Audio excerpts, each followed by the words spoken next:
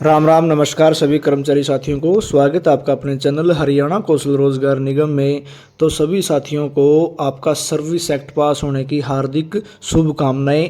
और हम अपने चैनल के माध्यम से भारतीय मजदूर संघ का भी दिल से धन्यवाद करते हैं, दिल की गहराइयों से धन्यवाद करते हैं। और क्योंकि उन्होंने अपने इस संघर्ष को विधानसभा तक की अपनी एक्ट पारित होने की जीत तक लेकर गए हैं साथियों। इतना लंबा संघर्ष किया है भारतीय मजदूर संघ और उससे संबंधित जितने भी हरियाणा में विभाग हैं उन सभी कर्मचारियों ने इतना संघर्ष किया था कि आज आप सभी कर्मचारियों का सुरक्षित रोजगार हो गया है। और उस सुरक्षित रोजगार में कौन कौन कर्मचारी को इसमें लाभ मिलेगा और इस एक्ट के साथ साथ आपको जो सैलरी में इंक्रीमेंट होगा उसके साथ साथ आपको और क्या क्या लाभ मिलेंगे साथियों। और देख लीजिए, लाखों गरीब परिवारों से लगे कच्चे कर्मियों की हुई जॉब सुरक्षित।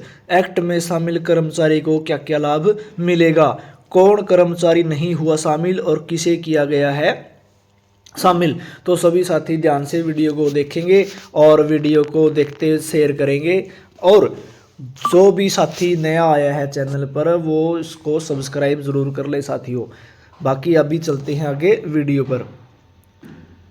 हरियाणा विधानसभा में 1.20 लाख अस्थायी सरकारी कर्मचारियों को जॉब सिक्योरिटी देने का विधेयक पारित, 2 लाख पक्की नौकरी भी देंगे।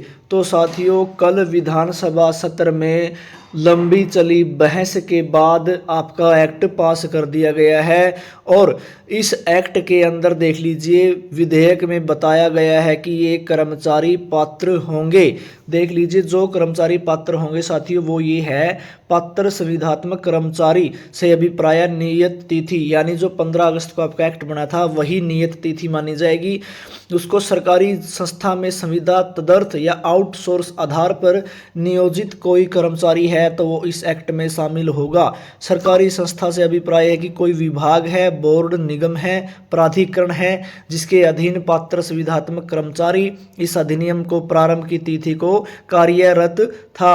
और पात्र संविदात्मक कर्मचारी वह होगा जिसे सरकारी संस्था द्वारा संविदा आधार पर नियोजित किया गया है और जो नियत तिथि 15 अगस्त 2024 है उसको ऐसी सरकारी संस्था की सेवा में है और प्रति मास 50,000 रुपये तक का परिश्रमिक प्राप्त कर रहा है, या जिसे संविदात्मक व्यक्तियों का परिनियोजन नीति 2022 deployment of contractual process policy 2022 के अधीन हरियाणा कौशल रोजगार निगम द्वारा परिनियोजित किया गया है, जो कि नियत तिथि को सरकारी संस्था में की सेवा में है। तो साथियों, ये सभी प्रकार के जो बातें हैं ये सभी कर्मचारी इसमें शामिल होंगे। और इसमें एक 240 दिन का जो दिया है कैलेंडर वर्ष, इसमें दिया रखा है कैलेंडर वर्ष में कम से कम 240 दिन के लिए परिश्रमिक प्राप्त किया हो को संपूर्ण के लिए कार्य किया गया समझा जाएगा, मतलब 1 साल का माना जाएगा साथियों को।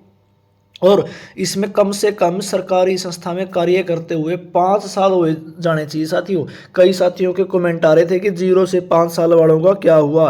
तो साथियों, अभी 0 से 5 साल वालों का अभी कुछ भी इसमें हुआ नहीं है, लेकिन जो 5 साल से या 5 साल से ऊपर हो गए कार्य करते हुए सरकारी संस्थाओं में तो उन सभी कर्मचारियों को इसमें एक्ट में शामिल कर लिया गया है। और 15 अगस्त 2024 को जिसने 5 साल हुए हैं वही इसमें शामिल होगा साथियों। उसके बाद है कि जो कर्मचारी इसमें सुरक्षित नहीं हुए हैं वो कौन कौन से हैं, देख लीजिए। विधेयक में बताया गया है कि इन कर्मचारियों की जॉब सुरक्षित नहीं होगी जिससे केंद्रीय सरकार द्वारा भुगता या पूर्णतः भुगतान वाली केंद्रीय आयोजित योजनाओं के अधीन नियोजित किया गया हो, मतलब जो केंद्रीय प्रायोजित योजना है उसके अधीन कार्य करता हो तो वो इसमें शामिल नहीं किया जाएगा। जिसे मानदेय आधार पर नियोजित किया गया हो या जिसे सरकारी संस्था द्वारा अंशकालिक आधार पर की गई सेवा के लिए परिश्रमिक का भुगतान किया गया हो, जिसने नियत तिथि को 58 वर्ष की आयु पूरी कर ली, मतलब जो साथी 15 अगस्त को जो आपका एक्ट बना था उससे पहले अगर कोई कर्मचारी 58 साल की आयु पूरी कर ली गई है, उस कर्मचारी को भी इसमें शामिल नहीं किया जाएगा। और जिसकी सेवा इस अधिनियम के प्रारंभ की तिथि को या उससे पूर्व समुचित प्राधिकरण द्वारा समाप्त कर दी गई हो, जिसकी इस नियत तिथि से पहले समाप्त कर दी गई हो उसे या हटा दिया गया हो, उस कर्मचारी को भी इस एक्ट में शामिल नहीं किया जाएगा साथियों।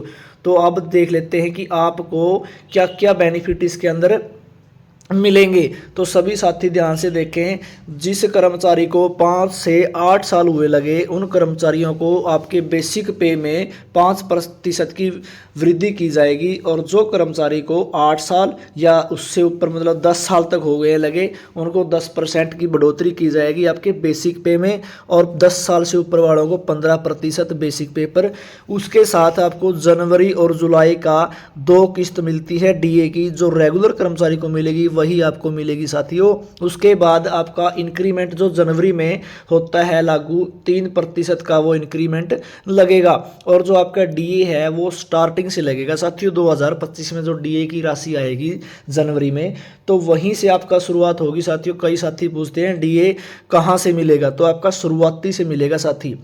और ग्रेचुटी का आपको इसमें बेनिफिट मिलेगा, ग्रेचुटी के साथ आपको इसमें एक्स ग्रेसिया पॉलिसी का भी इसमें लाभ मिलेगा साथियों।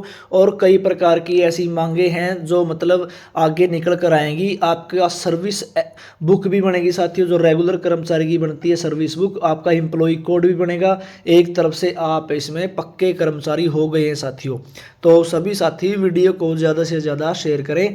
उसके बाद आपको आपके बेसिक पे पर कितनी सैलरी मिलेगी वो भी आपको अगली वीडियो के माध्यम से बता दिया जाएगा। सभी साथी वीडियो को शेयर करें और चैनल को सब्सक्राइब करें। धन्यवाद।